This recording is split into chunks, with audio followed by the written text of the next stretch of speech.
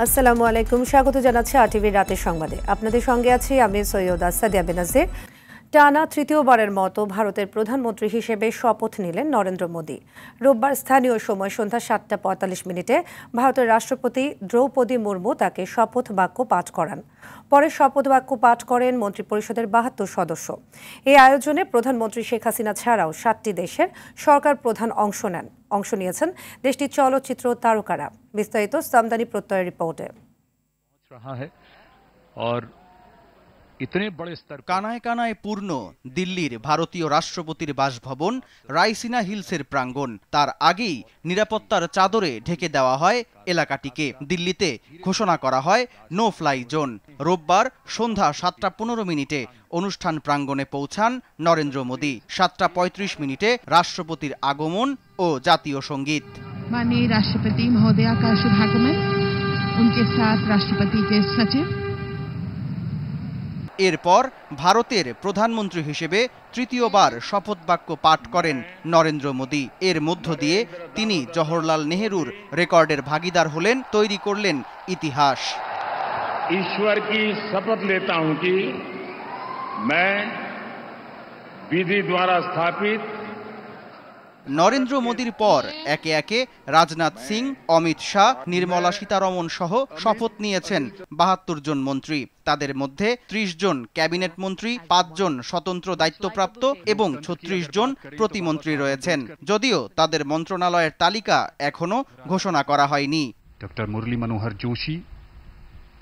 রাষ্ট্রপতি ভবনে শপথ গ্রহণ আয়োজনে অংশ নেন প্রধানমন্ত্রী শেখ হাসিনা, শ্রীলঙ্কার প্রেসিডেন্ট রনিল বিক্রমাসিংহে, মালদ্বীপের প্রেসিডেন্ট মোহাম্মদ মুইজ্জু, সিসিলিসের ভাইস প্রেসিডেন্ট আহমেদ আফিফ, মরিশাসের প্রধানমন্ত্রী প্রবিন্দ কুমার যুগনাথ, নেপালের প্রধানমন্ত্রী পুষ্পকুমার ডাহাল এবং ভুটানের প্রধানমন্ত্রী থেসেরিং তোবগে। ৭টি দেশের রাষ্ট্রনেতা ছাড়াও শাহরুখ খান, অক্ষয় কুমার, অনিল কাপুর, রজনীকান্ত সহ অসংখ্য চলচ্চিত্র তারকা এই আয়োজনে অংশ নেন।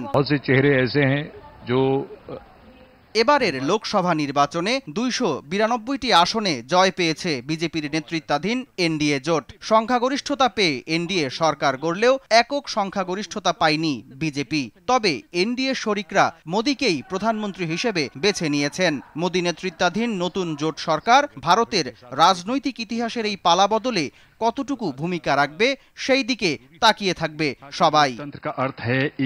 জীবন পদ্ধতি जिसमें स्वतंत्रता। সামদানি প্রত্যয়, আরটিভি। দর্শক, এই বিষয়ে কলকাতা থেকে জানাচ্ছেন সহকর্মী পরমাশিস ঘোষ রায়।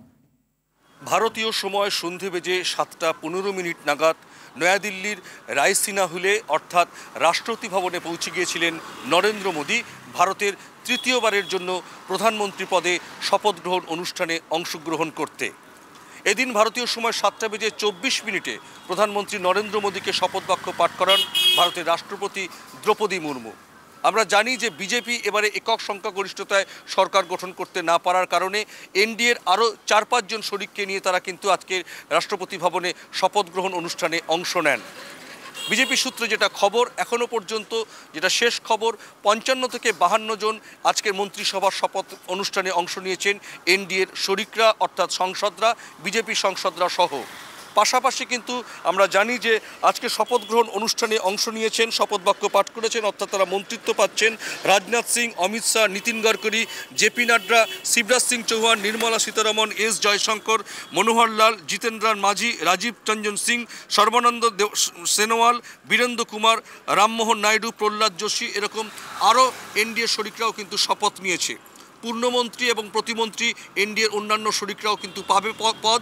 পাশাপাশি কিন্তু বিজেপি স্বাস্থ্য, শিক্ষা, স্বরাষ্ট্র এবং প্রতিরক্ষা নিজেদের কাছেই রাখল মন্ত্রিত্বের ক্ষেত্রে। পরমাশিস ঘোষ রায়, কলকাতা থেকে জানাচ্ছিলেন পরমাশিস ঘোষ রায়। এবার অন্যান্য প্রসঙ্গ। পুলিশের সাবেক মহাপরিদর্শক বেনজির আহমেদের স্ত্রী ও 2 মেয়েকে আগামী 24 জুন জিজ্ঞাসাবাদের জন্য পুনরায় তলব করেছে দুর্নীতি দমন কমিশন দুদক। আইনজীবীর মাধ্যমে 15 দিনের সময় চেয়ে আবেদনের প্রেক্ষিতে নতুন এ তারিখ নির্ধারণ করে দুদক। এর আগে বেনজির আহমেদ 15 দিনের সময় চেয়ে আবেদন করে কমিশনে। আইনজীবীদের মাধ্যমে করা এই আবেদনের প্রেক্ষিতে তাকে 23 জুন হাজির হওয়ার নির্দেশনা দেয় সংস্থাটি। বিভিন্ন গণমাধ্যমে বেনজির আহমেদের সম্পদ নিয়ে করা প্রতিবেদনের পর গত 28 মে বেনজির ও তার পরিবারকে জিজ্ঞাসাবাদের জন্য চিঠি দেয় দুদক।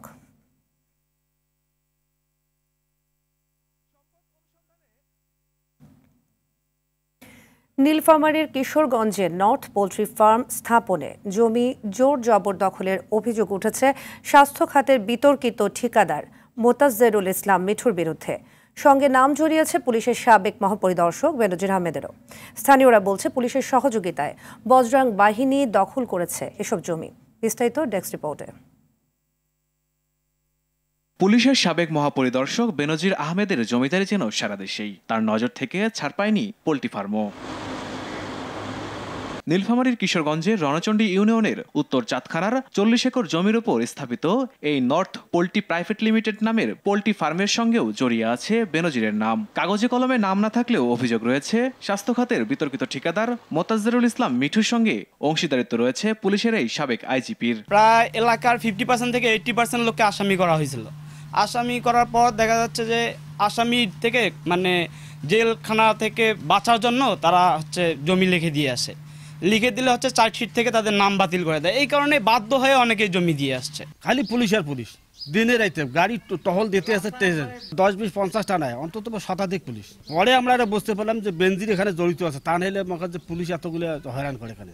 স্থানীয়দের অভিযোগ 2013 সালে স্থানীয়দের বিভিন্ন মামলায় জিম্মি করে পুলিশ আর কথিত বজরাং বাহিনীর দাপটে এসব জমি লিখে নেওয়া হয়েছে। অনেকেই পাননি জমির দাম। টাকার জন্য ঘুরতে হচ্ছে ফার্মের মালিক মোতাজ্জেরুল ইসলাম মিঠু ও তার ছোট ভাই কামরুল হক মানিক ওরফে মানিক হাজির কাছে। তবে বিভিন্ন সময় হুমকির মুখে পড়ে টাকা পাওয়ার আশা ছেড়েছেন অনেকেই। জুলুম করে আমার ননদেরতে আমার ভাগ্নেরতে জুলুম করেই নেছে তারা নিয়ে হেনে, তাই তো দখলে করি খাইছে। এখন আমাদের ওখানে 18 শতকের মাটি আসলো। এখন ওইখানে ফির আবার যখন আমরা জমির কাছে যা দাঁড়াচ্ছি তখন ওদের লোকজন ঢাকা ঢেকি মারামারি এরকম হয়েছি। হওয়ার পর তো ওরা কেস দিয়েছে, কেসের মাধ্যমে তো মানুষ, আমরা গরিব মানুষ ভয়তে পাশাছি। যে জায়গা জমিগুলো নেছে আমার কোনো টাকা পয়সা দেয় নাই। এখন টাকা পয়সা যদি চাই তা ধরা দেয় না। আমাকে ডাকে নিচ্ছে, ডাকে নিয়ে কয়ে আপনারা জমি আপনাকে দিতে হবে। এখন যদি না দিই তাহলে পুলিশ আমাকে পিটি করে ধরিয়ে নিয়ে যায়। এদিকে অভিযোগ পেলেই ফার্মের মালিকের বিরুদ্ধে প্রয়োজনীয় ব্যবস্থা নেওয়ার আশ্বাস জেলা প্রশাসনের। এরকম কোনো অভিযোগ এখন পর্যন্ত এ দপ্তরে পাওয়া যায় নাই যে নর্থ পোল্ট্রি ফার্ম কর্তৃক কারোর জমি জবরদখল করা হয়েছে বা টাকা দেওয়া হয় নাই। যদি অভিযোগ পাওয়া যায় তাহলে অবশ্যই তাদের বিরুদ্ধে ব্যবস্থা গ্রহণ করা হবে। ক্ষমতার দাপট ও প্রভাবশালীদের হাত থেকে নিস্তার চান স্থানীয়রা। RTV desk report. সহকর্মীকে হত্যার দায়ে কনস্টেবল কাউসার আহমেদের 7 দিনের রিমান্ড দিয়েছে আদালত। দুপুরে ঢাকার মেট্রোপলিটন ম্যাজিস্ট্রেট মোহাম্মদ শাকিল আহমেদ তার রিমান্ড মঞ্জুর করেন। এদিকে প্রাথমিক জিজ্ঞাসাবাদে নিজের অস্ত্র দিয়ে সহকর্মীকে গুলি করে হত্যার কারণ জানাতে পারেনি পুলিশ। তবে কাউসার নিজেকে মানসিক ভারসাম্যহীন প্রমাণের চেষ্টা করছে বলে জানান তারা। শরীয়ত খানের রিপোর্টে দেখুন বিস্তারিত। রাজধানীর কূটনৈতিক পাড়া বাড়িধারার ফিলিস্তিন দূতাবাসের সামনে শনিবার মধ্যরাতের নিস্তব্ধতা ভাঙে গুলির শব্দে। সিসিটিভির ফুটেজে দেখা যায় নিরাপত্তা চৌকির ভেতর থেকেই মনিরুলকে প্রথম গুলি করেন পুলিশ সদস্য কাউসার আহমেদ। এতে মাটিতে লুটিয়ে পড়েন মনিরুল। এরপর নিরাপত্তা চৌকি থেকে বের হয়ে এসে মাটিতে পড়ে থাকা সহকর্মীকে একের পর এক গুলি করতে থাকেন পুলিশ সদস্য কাউসার। এতে ঘটনাস্থলেই মারা যান কনস্টেবল মনিরুল। এলোপাতাড়ি গুলিতে জাপান দূতাবাসের গাড়ি চালক সাজ্জাদ হোসেনও আহত হন। দায়িত্ব পালনকালে ব্রাজিলের আধুনিক সাবমেশিন গান SMT ব্যবহার করতেন কাউসার। এর প্রতিটি ম্যাগজিনে গুলি থাকে 30 রাউন্ড।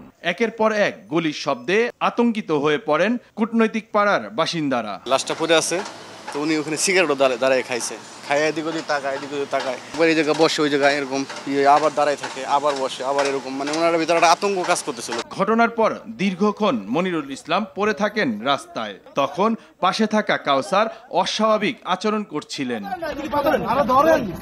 পুলিশের মুখপাত্র জানান মনিরুল ইসলামকে 8 থেকে 9 রাউন্ড গুলি করা হয়। 8 রাউন্ড বা 9 রাউন্ড গুলি সে ছুঁড়েছে।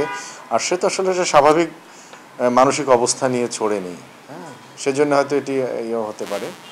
কম বেশি একটু হতে পারে, হয়তো বেশি হতে পারে। দুইজনের মধ্যে কোনো বিষয় নিয়ে তর্কের কারণে এমনটা হয়েছে বলে প্রাথমিক ধারণা পুলিশের। এটি প্রাথমিকভাবে মনে হয়েছে যে দুই পুলিশ কনস্টেবলদের মধ্যে হয়তো কোনো বিষয় নিয়ে তর্কাতর্কি হয়েছে এবং তারই ফলশ্রুতিতে হয়েছে, যদিও এটি আমরা পুরো জিজ্ঞাসাবাদ করার পরে বিস্তারিত বলতে পারবো। এই ঘটনায় কনস্টেবল কাউসারকে আসামি করে গুলশান থানায় মামলা করেন নিহত মনিরুল হকের ভাই মোহাম্মদ মাহবুবুল হক। দুপুরে তাকে আদালতে হাজির করে 10 দিনের রিমান্ড আবেদন করলে আদালত 7 দিনের রিমান্ড মঞ্জুর করেন। নিহত মনিরুল ইসলামের মরদেহ ময়নাতদন্তের জন্য শহীদ সোহরাওয়ার্দী মেডিকেল কলেজ হাসপাতালে রাখা হয়। সেখানে দিনভর অপেক্ষায় ছিলেন স্বজনেরা। নিহত মনিরুল ইসলামের বাড়ি নেত্রকোনায়। তার 3 বছরের একটি সন্তান রয়েছে। শরীয়ত খান, RTV, ঢাকা। অন্যদিকে মোড় নিচ্ছে এমপি আনার হত্যাকাণ্ড। এই মামলার অন্যতম আসামি সিয়ামকে নিয়ে রবিবার বিভিন্ন স্থানে অভিযানে নামে কলকাতা পুলিশ। এ সময় কলকাতার অদূরের একটি খাল থেকে কিছু হাড়গোড় উদ্ধারের কথা জানায় সিআইডি। উদ্ধার করা হাড়গোড়গুলো নিহত এমপি আনারের হয়ে থাকতে পারে বলে প্রাথমিকভাবে ধারণা পুলিশের। তবে ফরেনসিক পরীক্ষার পরই বিষয়টি নিশ্চিত হওয়া যাবে বলে জানায় কলকাতা সিআইডি। গ্রেপ্তার সিয়ামকে 14 দিনের রিমান্ডে নেওয়ার প্রথম দিনেই মামলার এমন অগ্রগতির কথা জানান কলকাতা পুলিশ। এর আগে কলকাতার সঞ্জীবা গার্ডেন্সের সেপটিক ট্যাঙ্ক থেকে মাংসের টুকরা উদ্ধার করা হয়। পরে ডিএনএ পরীক্ষার জন্য সেগুলো পাঠানো হয় ভারতের কেন্দ্রীয় ফরেনসিক ল্যাবে।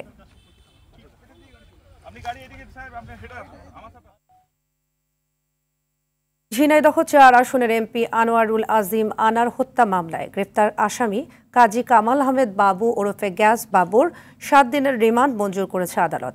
ঢাকা মেট্রোপলিটন ম্যাজিস্ট্রেট মেহেদী হাসান এ আদেশ দেন। মামলার সুষ্ঠু তদন্তের স্বার্থে তদন্তকারী কর্মকর্তা ডিবি পুলিশের জ্যেষ্ঠ সহকারী কমিশনার মাহফুজুর রহমান তাকে 10 দিনের রিমান্ডে নেয়ার আবেদন করেন। অপরদিকে রিমান্ড বাতিল চেয়ে আবেদন করেন আসামির আইনজীবী। উভয় পক্ষের শুনানি শেষে আদালত আসামির 7 দিনের রিমান্ড মঞ্জুর করেন। গত বৃহস্পতিবার রাতে ঝিনাইদহ শহরের আদর্শপাড়া এলাকা থেকে তাকে গ্রেপ্তার করে ঢাকার গোয়েন্দা পুলিশের একটি দল।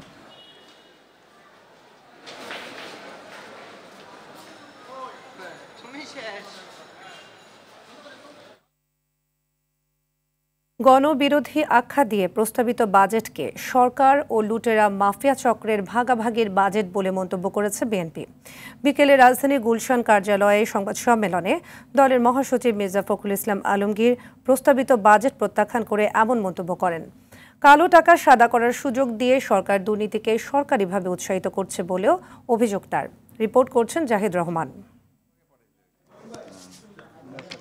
আসছে অর্থ বছরে প্রস্তাবিত বাজেট সম্পর্কে দলের অবস্থান তুলে ধরতে দলীয় চেয়ারপারসনের রাজনৈতিক কার্যালয়ে আনুষ্ঠানিকভাবে সংবাদ সম্মেলন করে বিএনপি।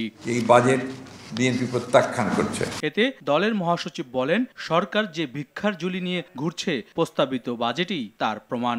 পুরো বাজেটটাই আপনার একটা ভিক্ষার ঝুলি নিয়ে করা। প্রস্তাবিত বাজেট নিজেদের চুরি হালাল করার ধান্দাবাজির বাজেট।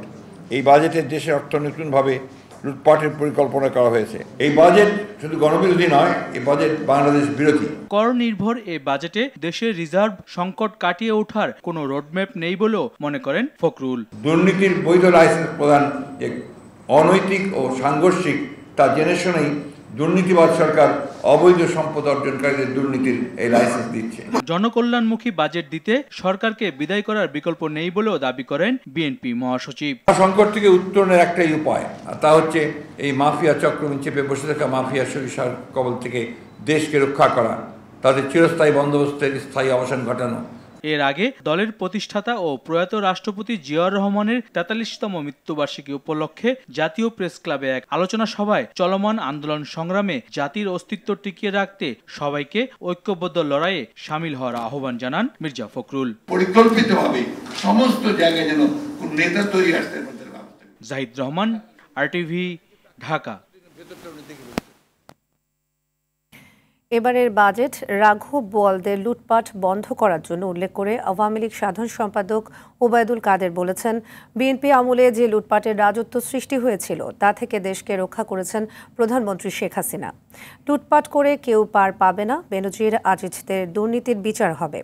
23শে জুন আওয়ামী লীগের ৭৫তম প্রতিষ্ঠা বার্ষিকী উপলক্ষে যৌথ সভায় তিনি এসব কথা বলেন।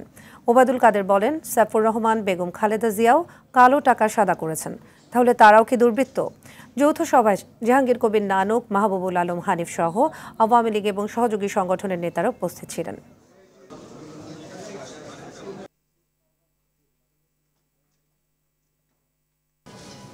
আমাদের পালানোর ডাক দিয়ে নিজেরা পালিয়ে গেল পল্টনের স্টেজ থেকে, একে একে নেমে মুহূর্তে মাঠ খালি হয়ে গেল। কালো টাকা সাদা তো সাইফুর রহমানও করেছে এবং বেগম খালেদা জিয়াও করেছে, সাদা করেনি। তাহলে তারা বেগম খালেদা জিয়া, সাইফুর রহমান এখন মৃত মানুষ, মরহুম বলতে চাই না, তারাও তাহলে দুর্বৃত্ত। ভুটান থেকে জলবিদ্যুৎ আমদানির আগ্রহ পুনর্ব্যক্ত করেছেন প্রধানমন্ত্রী শেখ হাসিনা। রোববার দিল্লিতে প্রধানমন্ত্রী শেখ হাসিনার সাথে সৌজন্য সাক্ষাৎ করেন ভুটানের প্রধানমন্ত্রী দাশো শেরিং তোবগে। সে সময় এই আগ্রহ প্রকাশ করেন শেখ হাসিনা। সাক্ষাৎ শেষে পররাষ্ট্রমন্ত্রী ডক্টর হাসান মাহমুদ সাংবাদিকদের ব্রিফ করেন। ভুটান বাংলাদেশে জলবিদ্যুৎ রপ্তানির জন্য অধীর আগ্রহে অপেক্ষা করছে বলে জানান পররাষ্ট্রমন্ত্রী। ভারতের প্রধানমন্ত্রী নরেন্দ্র মোদীর শপথ অনুষ্ঠানে বর্তমানে ভারতের নয়াদিল্লিতে অবস্থান করছেন প্রধানমন্ত্রী শেখ হাসিনা। আসামি গ্রেপ্তারের প্রতিবাদে ঝিনাইদহের শৈলকুপা থানায় হামলার অভিযোগ উঠেছে গ্রেপ্তারকৃত আসামির অনুসারীদের বিরুদ্ধে। দুপুরে শৈলকুপা থানায় এ ঘটনা ঘটে। পুলিশ ও স্থানীয়রা জানায়, উপজেলার ধাওড়া গ্রামের এজাহারভুক্ত আসামি স্থানীয় আওয়ামী লীগ নেতা মুশতাক শিকদারকে একটি মামলায় গ্রেপ্তার করে আনে পুলিশ। এ সময় শত শত লোকজন ঘেরাও করে থানায় ইটপাটকেল ছোড়ে। পুলিশ আত্মরক্ষার্থে রাবার বুলেট নিক্ষেপ করলে প্রায় আধা ঘন্টা চলে হামলা পাল্টা হামলা। এতে পুলিশ সহ অন্তত ৩০ জন আহত হয়। আহতদের ঝিনাইদহ সদর হাসপাতালে ভর্তি করা হয়েছে।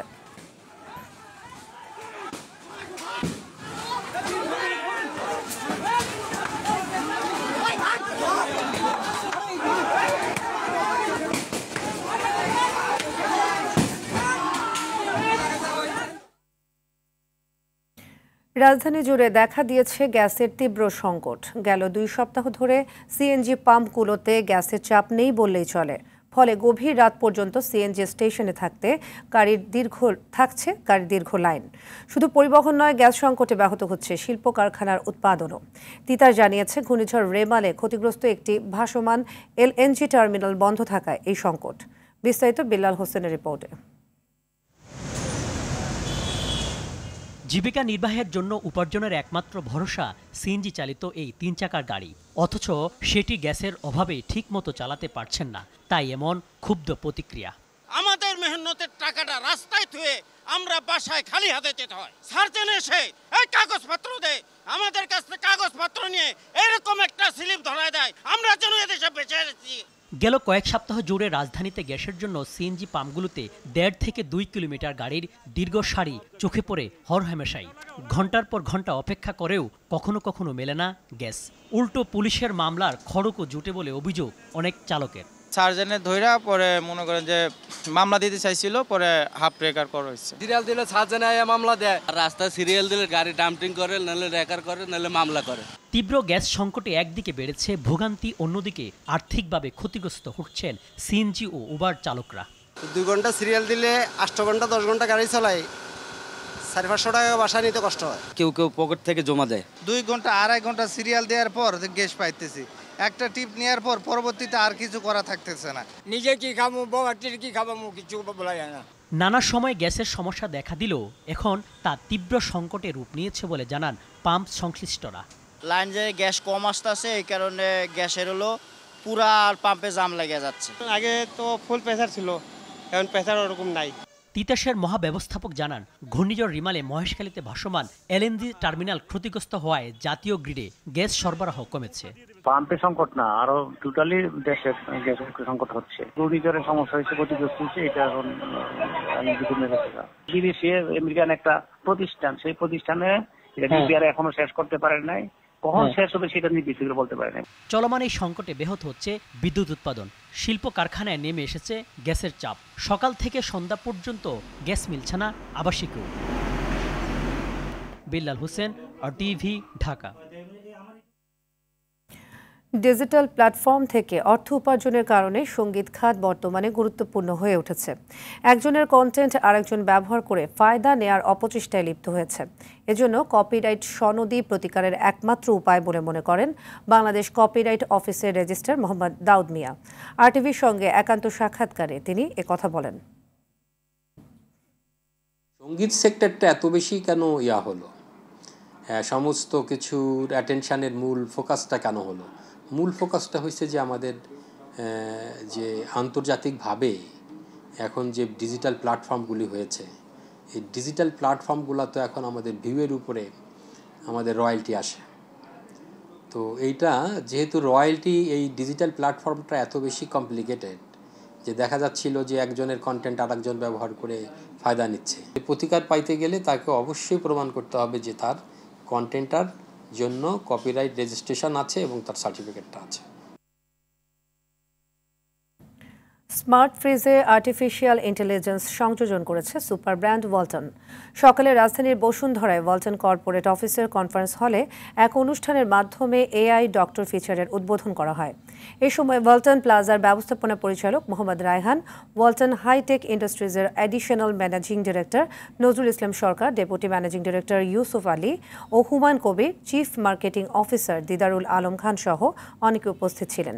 এই ফিচারের মাধ্যমে গ্রাহকের ব্যবহৃত ওয়ালটন স্মার্ট ফ্রিজের কুলিং পারফরম্যান্স সেন্সর সহ অন্যান্য কম্পোনেন্টস ভালোভাবে চলছে কিনা তা স্বয়ংক্রিয়ভাবে জানতে পারবেন ওয়ালটন কাস্টমার কেয়ার সার্ভিস। ষষ্ঠ বঙ্গবন্ধু জাতীয় ফেন্সিং প্রতিযোগিতার সমাপনী ও পুরস্কার বিতরণী অনুষ্ঠিত হয়েছে সন্ধ্যায় মিরপুর শহীদ সোহরাওয়ার্দী ইনডোর স্টেডিয়ামে। প্রধান অতিথি হিসেবে বিজয়ীদের মাঝে পুরস্কার তুলে দেন বাংলাদেশ সিকিউরিটিজ অ্যান্ড এক্সচেঞ্জ কমিশনের চেয়ারম্যান অধ্যাপক শিবলি রুবাইয়াতুল ইসলাম। 5 দিনব্যাপী চলা এই প্রতিযোগিতায় চ্যাম্পিয়ন হয়েছে বাংলাদেশ নেভি। টুর্নামেন্টে 22টি ক্লাবের প্রায় 220 জন প্রতিযোগী অংশগ্রহণ করেন।